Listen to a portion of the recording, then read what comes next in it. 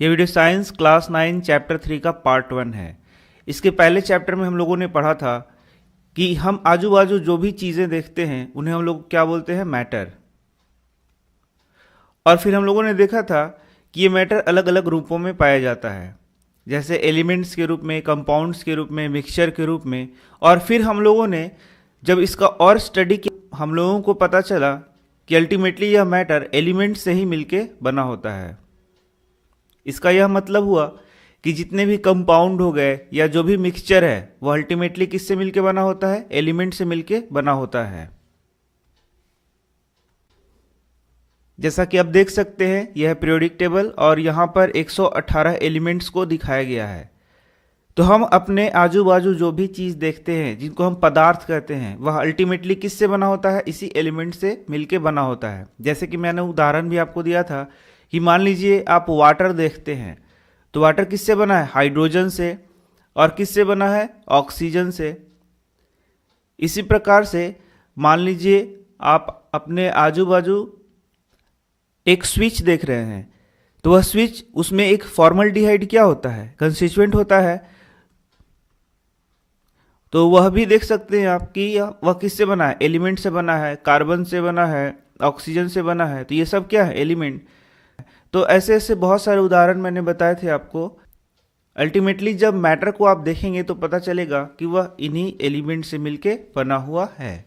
ये मैंने आपको पहले के चैप्टर में पूरा विस्तृत बताया है। तो चलिए अब हम लोग अपने चैप्टर की ओर चलते हैं। तो हम लोगों ने क्या देखा, मैटर अल्टीमेटली किस चीज़ से बना है, एलिमेंट से। अब हम लोग देखेंगे कि एलिमेंट, जैसे कि मान लीजिए आयरन, तो आयरन का यदि आप एक ब्लॉक ले लेंगे, एक बहुत बड़ा टुकड़ा लेंगे, तो अब यह, इसे तो हम लोग एलिमेंट मानेंगे। या फिर सोना हो गया, चांदी हो गया, कोई भी एक एलिमेंट लेंगे आप, तो अब यह एलिमेंट किस चीज़ से बना हुआ है, तो यह छोटे छोटे पार्टिकल से मिलकर बना है, जिसे हम लोग क्या बोलते हैं, एटम। और उसके बाद ये एटम किस चीज़ से बना है, तो वह बना है इलेक्ट्रॉन से, प्रोटॉन से और न्यूट्रॉन से। तो इस चैप्टर में हम लोगों को इसके बारे में पूरा डिटेल में पढ़ाया गया है और इस चैप्टर का नाम है एटम्स एंड मॉलिक्यूल्स। तो चलिए हम लोग बढ़ते हैं आगे अपनी चैप्टर की ओर। Ancient Indian and Greek philosophers have always wondered about the unknown and unseen form of matter. The idea of divisibility of matter was considered long back in India. Idea of divisibility. Idea of divisibility कहने का मतलब है कि जो पदार्थ हम अपने surrounding में देखते हैं उसको यदि डिवाइड किया जाए तो अल्टीमेटली वह कौन सा छोटा पार्टिकल है जिससे वह पदार्थ बना है, यही वह डिविजिबिलिटी का आइडिया है। Of matter was considered long back in India. Around 500 BC, an Indian philosopher Maharshi Kannada postulated that if we go on dividing matter we shall get smaller and smaller particle। यहाँ matter को उन्होंने पदार्थ कहा था। Ultimately a time will come when we shall come across the smallest particle beyond which further division will not be possible। He named this particle परमाणु। तो आप देख सकते हैं यहाँ पर महर्षि कनद का नाम लिखा गया है, जिन्होंने पॉस्टुलेट दिया था कि यदि पदार्थ को हम उसके सूक्ष्मतम कण में तोड़ना चाहें, उसको एकदम स्मॉलेस्ट पार्टिकल में तोड़ना चाहें, तो अल्टीमेटली जो पार्टिकल मिलेगा उसका नाम उन्होंने परमाणु रखा।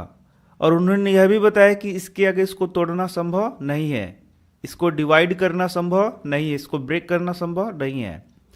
Another Indian philosopher Katyayana elaborated this doctrine. और एक दूसरे फिलोसफर कात्यायमा ने इसे और आगे इलाबोरेट किया, इसे और आगे विस्तारित किया। And said that these particles normally exist in combined form which gives us various forms of matter। और उन्होंने क्या बताया कि ये जो पार्टिकल है नॉर्मली कंबाइंड फॉर्म में एग्जिस्ट करते हैं और अलग अलग पदार्थ का निर्माण करते हैं।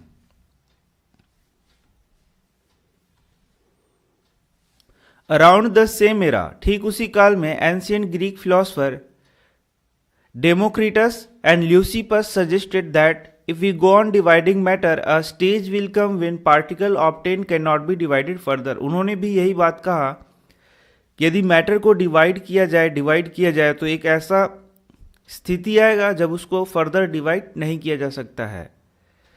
Democritus called this individual particle atom, और डेमोक्रिटस ने इस पार्टिकल का नाम क्या रखा? एटम।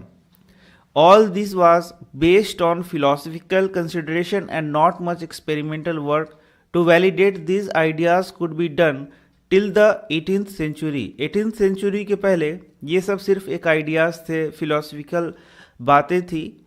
इस पर कोई एक्सपेरिमेंटल वर्क नहीं हुआ था।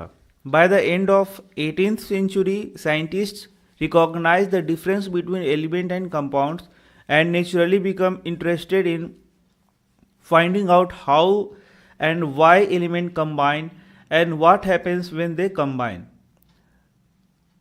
तो 18वीं शताब्दी के अंत में साइंटिस्ट लोगों ने एलिमेंट और कंपाउंड के बीच में डिफरेंस पहचाना और वे यह जानने के लिए इच्छुक हुए कि किस प्रकार से एलिमेंट कंबाइन करता है और इसके कम्बिनेशन से क्या होता है।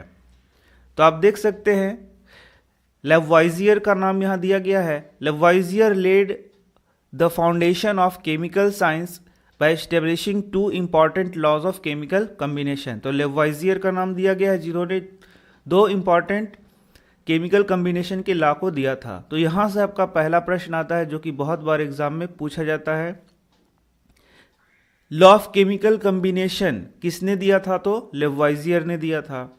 तो इन्हीं 2 लॉ के साथ हम लोगों को यह चैप्टर शुरू करना है। तो यह था इंट्रो चैप्टर का। आगे हम लोग पढ़ने वाले हैं इन्हीं लॉज के बारे में। तो मिलते हैं आपसे नेक्स्ट वीडियो में। धन्यवाद।